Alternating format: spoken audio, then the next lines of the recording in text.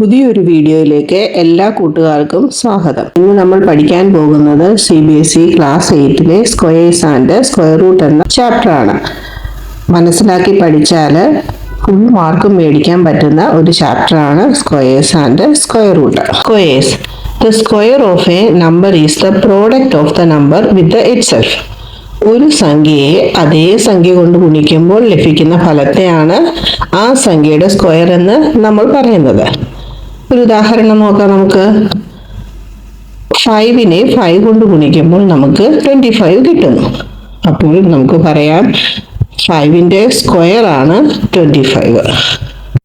General ആയിട്ട് പറഞ്ഞാൽ if m and n are two natural numbers where m can be written as m is equal to n square, then m is a square number, or simply we can say square.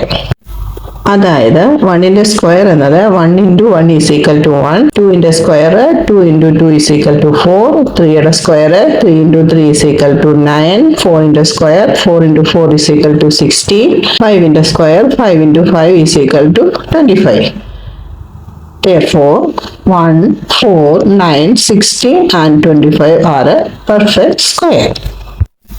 This table shows the square of the first 10 natural numbers. 1 മുതൽ 10 വരെയുള്ള natural നമ്പേഴ്സിന്റെ square ആണ് ഈ ടേബിളിൽ കാണിച്ചിരിക്കുന്നത്. 1ന്റെ square 1, 2ന്റെ square 4, 3യുടെ square 9, 4ന്റെ സ്ക്വയർ 16, 5ന്റെ സ്ക്വയർ 25, 6ന്റെ സ്ക്വയർ 36, 7ന്റെ സ്ക്വയർ 49, 8 സ്ക്വയർ 64, 9ന്റെ സ്ക്വയർ 81, 10ന്റെ സ്ക്വയർ 100. ഇതാ നിങ്ങൾക്കുള്ള ക്വസ്റ്റ്യൻ.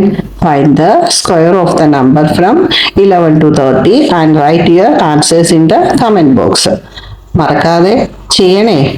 അപ്പോൾ ഇന്നത്തെ വീഡിയോ എല്ലാവർക്കും ഇഷ്ടപ്പെട്ടെങ്കിൽ ലൈക്ക് ചെയ്യാനും കമന്റ് ചെയ്യാനും ഷെയർ ചെയ്യാനും സബ്സ്ക്രൈബ് ചെയ്യാനും മറക്കരുതേ.